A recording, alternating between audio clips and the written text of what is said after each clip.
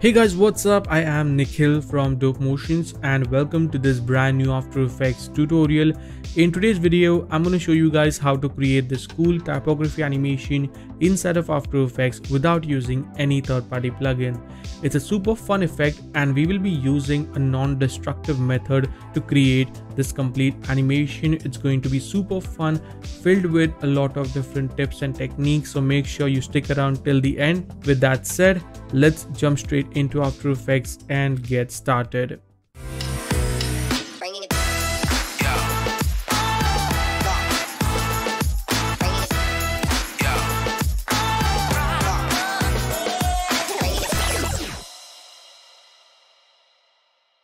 Now before we start today's video, I just want to quickly tell you guys about my very own Gaze graphics pack. Link is in the description. The pack now comes with Atom X extension and over 4500 plus ready to use animations, saving you a lot of time. Using the pack is super easy. Open your project composition, browse the animation that you like using the Atom X extension and just click on apply. Boom, you are good to go. You can even use the customizer inside the extension to edit your animations. And as you can see, it only takes a few seconds. Gaze graphics pack comes equipped with 22 different categories, which include 230 plus slideshows and typography animations, 400 plus transitions, 650 plus titles and lower thirds, 60 plus logo animations, animated devices, infographics, color filters, social media animations, shape elements, text and animation presets, sound effects, and a lot more. So grab your copy today of the Gaze graphics pack version 5 powered by Atom X extension. Alright, so here we are in After Effects. Let's start by creating a new composition. Let's call this render as our main render comp. Width and height, I'm going with 1200 by 1200. You can of course go with 1920 by 1080 or 4K if you want to, but with these kind of effects, a squared size resolution would look much better. The duration is set to 10 seconds and frame rate is set to 30 FPS. Press OK. Then let's create another new composition and let's call this title. I'm going to select the text tool and then I'm going to type in whatever text that we want. I'm going to type in movement. And for the font, I'm using the taller font. So whenever working with these kind of animation, make sure you use a font which is taller in height basically. So this font works really well with this particular animation. Now, before we start animating, there is a free plugin that you need to download in order to get two different scripts. And that is the keyframe wingman and the anchor point mover. So to get these script or plugin, just head on to Google and search for Mr. Horse or Animation Composer. And once you are on this website, go to products for After Effects and just download the animation composer. If you're using a Windows PC, download for Windows. If you're using a Mac, download for Mac. It's that simple. Make sure you download and install it. And if you're already running After Effects, make sure to close it and then reopen it. And then you can go into Windows and there you'll find Animation Composer 3 Anchor Point Mover and Animation Composer 3 Keyframe Wingman. Just click on them and then you can dock it wherever that you want to. All right, so that's out of the way. Now let's start with the animation. Let's create another new composition. I'm going to call this base with a capital B. Press OK. Drag the title composition and let's actually animate this. Press S to bring down the scale property. Unlink the scale. Let's go to around 1 second and 15 frames. Create a keyframe. Go back and set this to 0. So we have a very simple animation. Now let's select this, press Ctrl D to duplicate it. We can change the color of this one so that we know this is the main middle composition. Let's put this below. Press U and get rid of the scale animation. And then I'm going to press Ctrl R to bring up the rulers and also turn on the title action safe, and let's drag a guide in the center like so. Just try to be as precise as possible. All right, and then we can hide the ruler. Let's select the rectangle tool, make sure this layer is selected, and let's create a mask like so. Okay, perfect. And press V, select these 2 points, holding shift. I'll drag this and try to match the position of our text. So I can use my arrow keys, and then I'll select this, and now you can see our anchor point is right over here. So using this anchor point mover, I can simply click on this bottom icon and it's going to move my anchor point at the bottom. And you can of course move it anywhere that you want, but in case if you're lazy and if you don't want to download the script, you can simply select it, select the pan behind tool and turn on snapping, and snap this anchor point right over here just like so. Now let's animate this one as well. So I'm gonna press S to bring down the scale property. Go right here, create a keyframe, go to 1 second and 15 frames, and let's set this to 0. Also I'm going to select the first one, go into effects and presets and quickly add a fill effect, and let's make this white. So now we have something like this. Pretty cool. Let's duplicate this, so press Ctrl D. So let's press M to bring down the mask, select it. Also, first of all, let's get rid of the animation, and then press M to bring up the mask, select the mask. I can select all the points of this mask and then move it right over here like so. It's gonna snap in like that. Make sure it's properly aligned from the top as well. Yep, that is looking good. And now I'm gonna move the anchor point to the top like so, and let's animate the scale property. So create a keyframe right here, go back, and let's set this to 0. So basically now we have a revealing animation which looks like this. Now I want this animation to keep on looping, so I will be using a very simple expression. So hold Alt and click on the stopwatch of the scale property, and let's type in loop out with a capital O, open and close parentheses.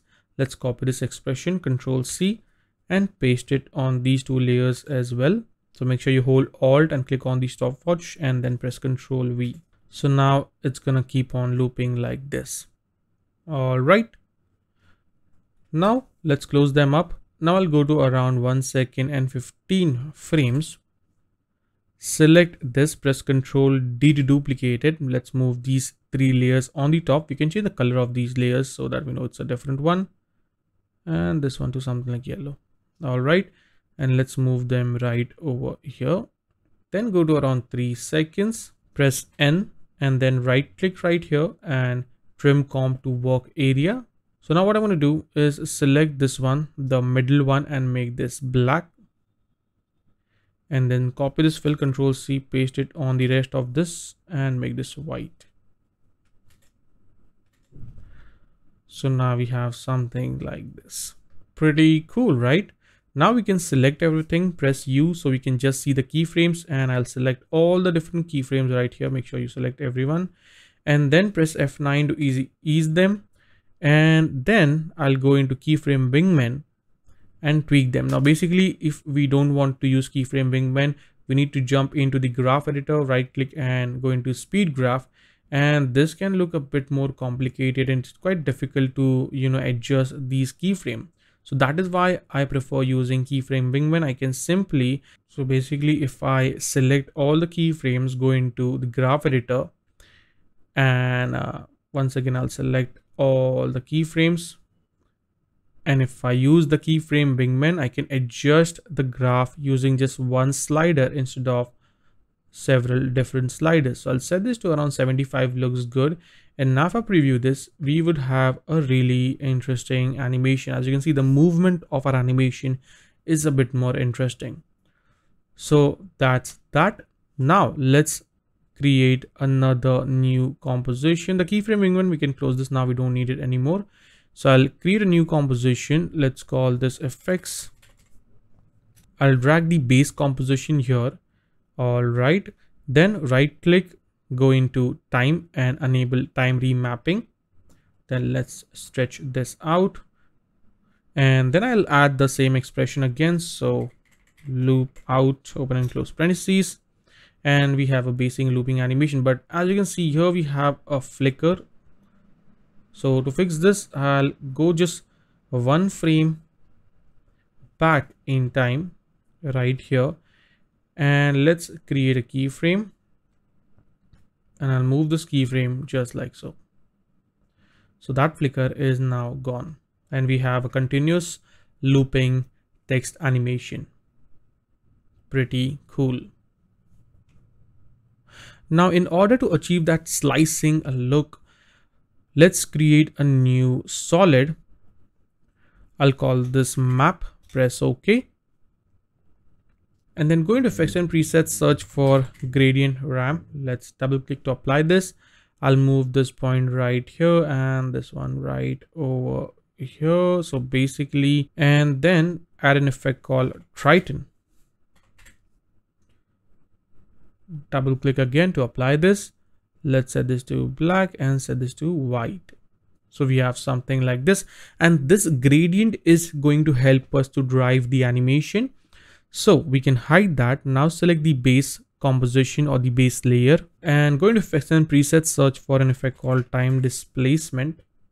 Double click to apply that, and let's select the map that we just created and set this to effects and mask.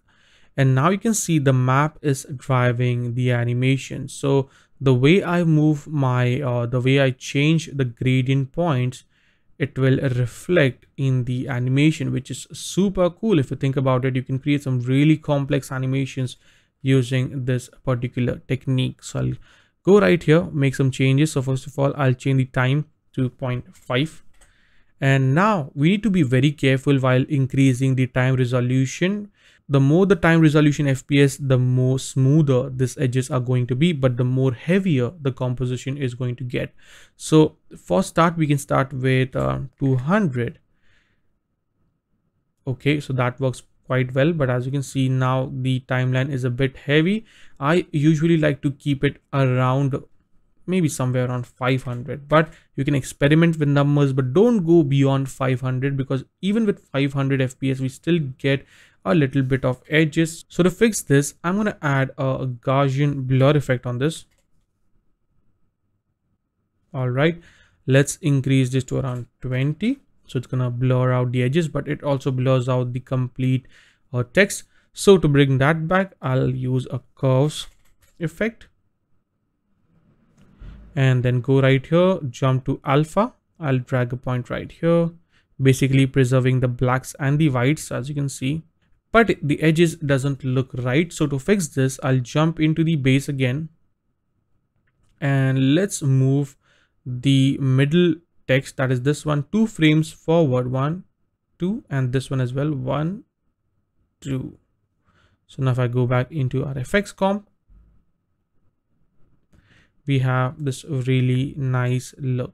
Now, as you can see, because we are also using time displacement with Gaussian blur, it can get a bit heavy on the system. So try to go with as less value as possible. We can maybe go with 400. Let's see how it looks. Yep, it's kind of smooth, so we can go with 400 as well. And again, as I said, we can adjust the gradient ramp in order to get a really interesting look, like so, maybe something like that. And as you can see, it looks quite interesting, right? So for now, I'll go with this one, and then let's go into our main render composition. I'll press Ctrl Y to create a new solid, call this PG for background, and keep it black. Drag the effects composition on top. Go into effects and presets. Let's add a tint effect in order to color this up. So I'll set this to something like a nice orange tone. And yep, that is looking quite nice. But let's give it a bit more interesting animation. So I'll add an effect called wave warp on this. Let's set this to 5. And the wave width to around 400. All right, let's set the direction to 0, and everything else looks good. And let's also add an effect called turbulence displace or turbulent displace. I'll bring down the turbulent amount to around 15 and this one to 10. And basically that's all we have to do here. And now if I preview the complete animation, there we have a really interesting typography animation inside of After Effects that we have made without using any plugins, or maybe a free plugin, you can say. So it's a really cool effect, and the best part about this animation that it's completely non-destructive. So I can anytime jump into the main title, I can change the text, so I can call it maybe something like motions. I can use a different font as well. So if I want, let's go with something like Babus bold, and let's bring that down, or maybe it's a bit too wide, so let's go with a heading compressed. And if I go back into our main comp, there we have it. Now obviously this is going to give us a little bit of different look because we are not using a taller font, but it's still quite usable, and you can still create some really interesting animations using this particular technique. So I hope you get the idea, and you can download this free project file. Link is in the description below. So that is a wrap for today, guys. I hope you enjoyed this tutorial. If you want to watch some more advanced typography animation, I have a complete playlist which you can check out right now. Make sure to follow me on Instagram at dope.motions, and if you're feeling generous, please do support us on Patreon as well. With that said, I will see you guys in the next video. Till then, take care and always stay raw, stay creative. Peace out.